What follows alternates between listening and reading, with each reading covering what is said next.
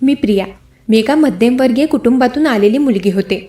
माझं लग्न अमितशी झालं होतं. अमित एक अतिशय समजूतदार, प्रेमळ आणि जबाबदार माणूस होता. त्याच्यासोबत माझं आयुष्य सुरू झालं तेव्हा मला वाटलं की आता माझ्या आयुष्यात फक्त आनंदच आनंद असेल. आणि खरंच सुरुवातीचे दिवस अतिशय सुंदर होते. लग्नानंतरचे पहिली 2 वर्ष माझ्या आयुष्यातील सर्वात सुंदर दिवस होते. अमित सकाळी ऑफिसला जायचा आणि संध्याकाळी घरी येताना माझ्यासाठी काहीतरी घेऊन यायचा. कधी फुलं, कधी चॉकलेट, तर कधी माझ्या आवडीचं काहीतरी खाण्याचं सामान. आम्ही सणासुदीला एकत्र कुठेतरी फिरायला जायचो. रविवारी सकाळी एकत्र नाश्ता बनवायचो. संध्याकाळी टेरेसवर बसून तासनतास गप्पा मारायचो. अमितचं कुटुंब वेगळं राहत होतं. त्याचे आईवडील आणि त्याचा मोठा भाऊ रोहित हे तिघे शहरापासून थोडं लांब गावाकडे राहत होते. अमित त्यांना भेटायला महिन्यातून एकदा जायचा. मी सुरुवातीला त्याच्यासोबत जात होते, पण गर्भवती झाल्यावर डॉक्टरांनी प्रवास टाळण्याचा सल्ला दिला होता. त्यामुळे काही महिने मी घरीच राहिले. आमचा मुलगा पिंकू जन्माला आला तेव्हा आमचं घर आनंदाने भरून गेलं. अमित एक उत्तम वडील होता. रात्री पिंकू रडला तर तो उठून त्याला सांभाळायचा. मला थकलेलं पाहून घरातील कामात मदत करायचा. मी खरोखरच नशीबवान होते हे मला माहीत होतं. पण आयुष्यात सुख कायमचं राहत नाही हे मला लवकरच समजलं. आमच्या लग्नाला 3 वर्ष पूर्ण होणार होती. आम्ही एक छोटीशी पार्टी ठेवण्याचं ठरवलं. जवळचे काही मित्रमैत्रिणी हेच आमचे पाहुणे होते. अमितला मी सांगितलं होतं की हा दिवस फक्त आपल्या मित्रमैत्रिणींसाठी व आपल्यासाठी असेल. आम्ही एक दिवस फक्त आमच्यासाठी घालवू. पण त्याच दिवशी सकाळी अमितला फोन आला. त्याचा मोठा भाऊ रोहित म्हणजे भाऊजी, त्यांना शहरात काही कामासाठी यायचं होतं. अमितने त्यांना आमच्याकडेच राहायला सांगितलं. मी थोडी नाराज झाले, पण काहीच बोलले नाही. शेवटी ते अमितचे भाऊ होते. भाऊजी दुपारी आमच्या घरी पोहोचले. ते वयाने 40च्या आसपास होते. उंच, गोरे आणि चांगल्या व्यक्तिमत्वाचे. अजूनही ते अविवाहित होते, कारण त्यांच्या आईच्या आरोग्याची काळजी घेण्यासाठी त्यांनी लग्न टाळलं होतं असं अमितने मला सांगितलं होतं. मी त्यांचं स्वागत केलं. चहा नाश्ता दिला. ते अगदी सौम्य व विनम्र वागले. त्यांच्याशी बोलताना मला कुठलीही अडचण वाटली नाही. संध्याकाळी आमच्या मित्रांची पार्टी होती. मी त्या दिवशी खास तयार झाले होते. नवीन साडी, दागिने, मेकअप सगळं अमितसाठी होतं. पण जेव्हा मी खोलीतून बाहेर आले तेव्हा सर्वात आधी भाऊजींची नजर माझ्यावर पडली. ते क्षणभर तसेच उभे राहिले मला पाहत. अमित स्वयंपाकघरात होता. भाऊजी मला म्हटले, वा भाऊजाई, आज तुम्ही खूपच सुंदर दिसतायत. त्यांच्या त्या वाक्यात काहीतरी वेगळं होतं. कौतुक होतं, पण त्यापेक्षा अधिक काहीतरी होतं. मी हसून धन्यवाद म्हणाले आणि अमितकडे गेले. पण त्या क्षणापासून एक वेगळीच अस्वस्थता जाणवू लागली. पार्टी चांगली झाली. आमचे मित्र आनंदात होते. पिंकूला सगळ्यांनी खूप लाड केला. पण मला सतत भाऊजींची उपस्थिती जाणवत होती. ते माझ्याशी सतत बोलायचा प्रयत्न करत होते. माझ्या साडीबद्दल, माझ्या स्वयंपाकाबद्दल, माझ्या कामाबद्दल. त्यांनी अनेक प्रश्न विचारले. अमित समोर असल्यामुळे मी सगळं सामान्यपणे घेतलं, पण मनातून मला थोडं विचित्र वाटत होतं. पार्टीनंतर भाऊजी म्हणाले, अमित, तुला खूप चांगली बायको मिळाली. तिची काळजी घे. अमितने हसून माझ्याकडे पाहिलं आणि म्हणाला, मला माहिती आहे दादा. असंच ती रात्र संपली. पुढचे काही दिवस अमितची ऑफिसची सुट्टी होती. आम्ही एकत्र वेळ घालवणार होतो, पण भाऊजी सतत आमच्या सोबत असायचे. आम्ही चित्रपटाला जाणार तेव्हाही भाऊजीसोबत. आम्ही बाहेर जेवायला जाणार तेव्हाही भाऊजीसोबतच. आम्ही घरी असताना, गप्पा गोष्टी करत असतानाही भाऊजी तिथेच असायचे. हळूहळू त्यांचं वागणं मला चिडवू लागलं. अमितला मी एकदा हलकेच सांगितलं, आपण थोडा वेळ तरी एकटं घालवू का कधी? अमित म्हटला, प्रिया, दादा काही दिवसांसाठी आलाय, असं त्याला एकटं सोडणं योग्य दिसणार नाही. तू थोडं समजून घे. त्यावर मी काहीच बोलले नाही, पण मनातून मला वाईट वाटलं. माझ्या आणि अमितमधील तो मोकळेपणा, तो आनंद कमी होत चालला होता. काही दिवसांनंतर अमितला ऑफिसच्या कामासाठी 2 आठवड्यांसाठी बाहेरगावी जावं लागलं. त्याच्यासोबत मला जायचं नव्हतं, कारण पिंकू अजून लहान होता आणि त्याला प्रवासाचा त्रास व्हायचा. अमितने विचारलं, तू येशील का? मी नाही म्हटले आणि त्याला म्हणाले, मी आणि पिंकू घरीच राहू, तू जा आणि लवकर ये. अमित गेला. घरात आता मी, पिंकू आणि भाऊजी असे आम्ही तिघे होतो. सुरुवातीला सगळं सामान्य होतं. भाऊजी त्यांच्या कामात गुंतलेले असायचे, मी माझ्या कामात. पण हळूहळू त्यांचं वागणं बदलू लागलं. भाऊजी मला सतत मदत करायचा प्रयत्न करत, प्रिया, मी किराणा आणू का? तुला काही मदत लागेल का? प्रिया, तू थकलेली दिसतेस, मी पिंकूला सांभाळतो, असं ते सतत विचारत. सुरुवातीला हे मला चांगलंच वाटलं, पण नंतर त्यांचं बोलणं वेगळं होऊ लागलं की तू इतकी मेहनत करतेस, घर सांभाळतेस, अमितला तुझी काही किंमत कळते का? तुमच्यात सगळं ठीक आहे ना? तुला काही त्रास तर नाही ना? मला त्यांचे ते प्रश्न विचित्र वाटले, पण मी विचार केला कदाचित ते माझी काळजी म्हणून बोलत असतील. ते अमितचे मोठे भाऊ आहेत, त्यांना माझ्याबद्दल काळजी वाटणं साहजिकच होतं. पण एके दिवशी ते एक असं वाक्य बोलले जे मला खरंच धक्का देणारं होतं. ते म्हणाले, अमित किती नशीबवान आहे की त्याला तुझ्यासारखी बायको मिळाली. मला असलं नशीब कधीच लाभलं नाही. त्यांच्या डोळ्यात जी भावना होती ती मला स्पष्ट दिसली. मी घाबरले. माझं मन म्हणालं, नाही, हे चुकीचं आहे. तेव्हाच मी तिथून बाजूला झाले. त्या रात्री अमितला मी फोन केला. मला त्याच्याशी बोलायचं होतं, सगळं सांगायचं होतं. पण काय बोलू? भाऊजींनी काही चुकीचं केलेलं नव्हतं. त्यांनी फक्त काही वाक्य बोलली होती. कदाचित मी जास्त विचार करते असं मला वाटलं. पण अमितशी बोलताना मला काहीतरी वेगळंच जाणवलं. तो थोडा रागवलेला वाटला. काय झाले मी विचारलं तर रुक्षपणे म्हणाला, काहीच नाही. मी त्याला विचारलं की अमित, तू ठीक आहेस ना? हो, ठीक आहे, मला झोप येते, गुड नाईट. एवढं बोलून त्याने फोन कट केला. मला धक्का बसला. अमित माझ्याशी कधीच असं बोलला नव्हता. काय झालं होतं त्याला? मी रात्रभर विचार करत राहिले. पुढच्या दिवसात अमित आणखीनच बदललेला दिसू लागला. तो फोनवर थोडाच बोलायचा, नीट उत्तर देत नसायचा. कधीकधी तो नशेत बोलायचा. मला काहीच समजेना काय चुकलंय, आमच्या नात्यात काय बदल घडून आलाय. मी भाऊजींना विचारलं, अमितला काहीतरी झालंय का? तो थोडा वेगळा वागतोय. भाऊजींनी खूप विचार करून सांगितलं. ते म्हणाले, मी तुला काहीतरी सांगू, पण तुम्ही वाईट मानू नका. अमित आजकाल थोडा तणावात आहे. ऑफिसचं काम, घरची जबाबदारी आणि आईची प्रकृती. आईची प्रकृती? मी चकित झाले. हो, आई आजारी आहे. अमितला तिची खूप काळजी आहे, पण तो तुला सांगत नाही कारण त्याला वाटतं तुलाही काळजी वाटेल. मला एकदम वाईट वाटलं. अमितने मला का सांगितलं नाही? मी त्याची बायको आहे, मला सगळं माहीत असायला हवं होतं. त्या दिवसापासून भाऊजी माझे विश्वासू बनले.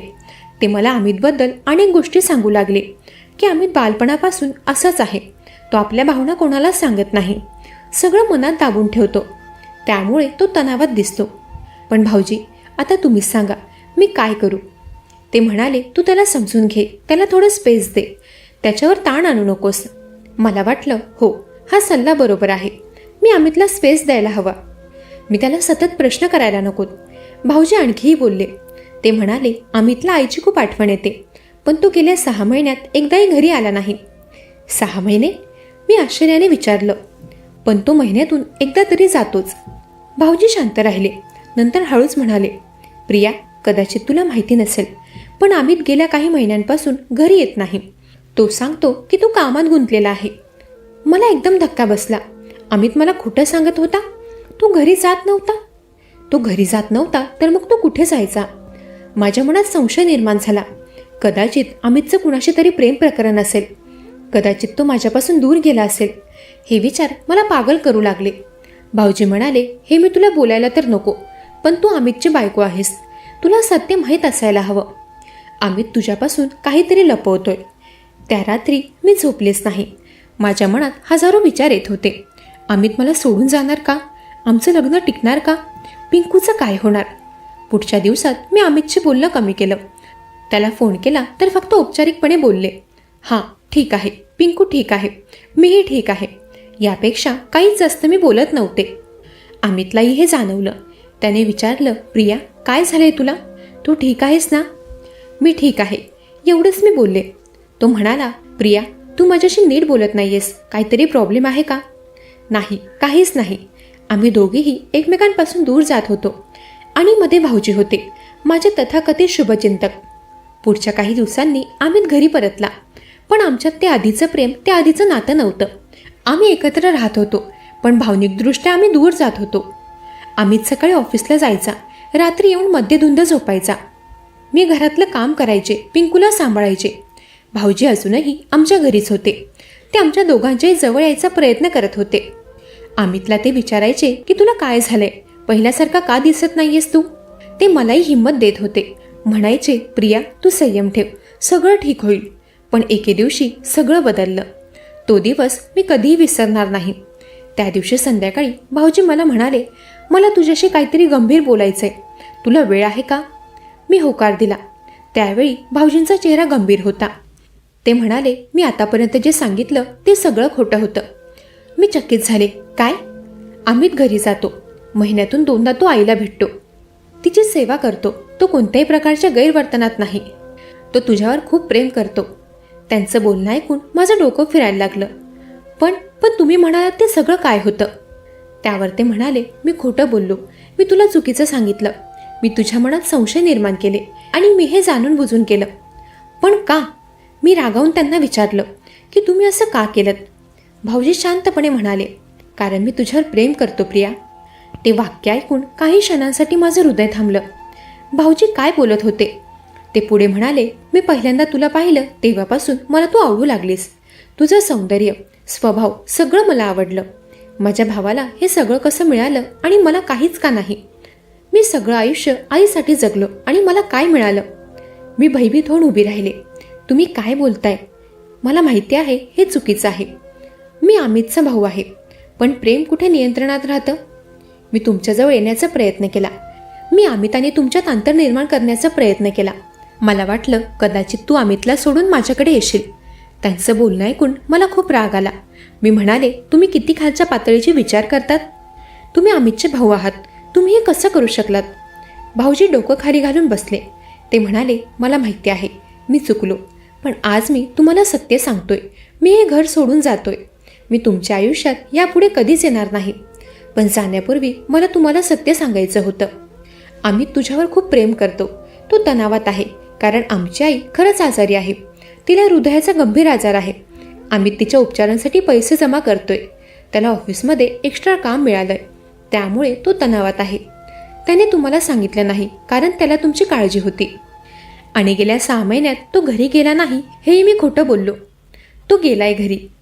मी तुम्हाला खोटं सांगितलं होतं. तो नेहमीच आईला भेटतो. पण तुम्ही त्याच्यासोबत जात नव्हतात कारण तुम्ही पिंकूच्या कारणाने थकलेला असायच्यात. अमितनेही तुम्हाला घरी येण्यास जबरदस्ती केली नाही. तेव्हा मी रडू लागले. मी किती मोठी चूक केली होती ते मला जाणवलं. मी माझ्या नवऱ्यापासून लांब जात होते, तेही तिसऱ्या व्यक्तीच्या कानभरणीवरून. भाऊजी म्हणाले, मला माफ कर. मी तुमचं आयुष्य उद्ध्वस्त करू पाहिलं. पण आज माझ्या सचच विवेक बुद्धीने मला सत्य सांगायला भाग पाडलं. तू आणि अमित खूप चांगले जोडीदार आहात. तुमच्यात प्रेम आहे ते तसंच कायम राहू द्या. एवढं बोलून भाऊजी तिथून निघून गेले, तेही कायमचे. दुसऱ्या दिवशी मी अमितला सगळं सांगितलं. भाऊजींनी काय केलं, मी कसं संशयात पडले, मी त्यांच्यावर कसा विश्वास ठेवला. अमित शांतपणे ऐकत राहिला. नंतर त्याने मला मिठी मारली. प्रिया, मी तुला कधीच सोडणार नाही. तू माझं आयुष्य आहेस. मी त्याला म्हणाले, पण अमित, मी तुझ्यावर संशय घेतला. तो म्हणाला, ते स्वाभाविक होतं. दादाने तुझ्या मनात विष भरलं होतं. तू चुकलीस, पण मीही चुकलो. मी तुला आईच्या आजाराबद्दल सांगायला हवं होतं. मी तुझ्यासोबत शेअर केलं असतं तर हे सगळं झालं नसतं. आम्ही दोघेही रडलो. त्या रात्री आम्ही तासनतास बोललो. आमच्यातील सगळे गैरसमज दूर झाले. अमितने मला सगळं सांगितलं. त्याच्या आईच्या आजाराबद्दल, उपचारांसाठी लागणाऱ्या पैशांबद्दल व त्याच्या तणावाबद्दल सगळं काही. तो म्हणाला, मी दारू का पिऊ लागलो माहिती आहे? कारण मी हरवलो होतो. माझी आई आजारी, माझी बायको माझ्यापासून दूर जात होती आणि मला काहीच समजत नव्हतं. मी त्याच्या हातावर हात ठेवत म्हणाले, मला माफ कर अमित. नाही, तू माफी मागू नकोस. आपण दोघेही चुकलो. पण आता आपण पुन्हा सुरुवात करूया, एक नवीन सुरुवात.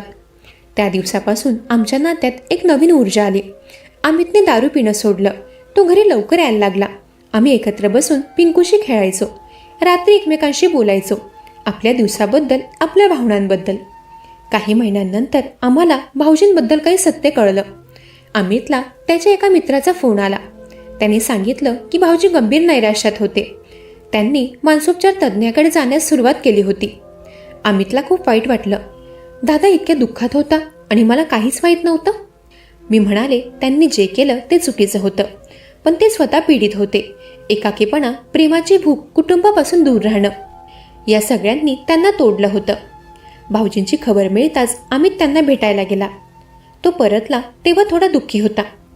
तो म्हणाला, दादा खूप बदललाय. त्याला खूप पश्चाताप होतोय. त्याने माझी माफी मागितली आणि तुझी कधी भेट होईल का असं विचारलं. मी थोडा विचार केला.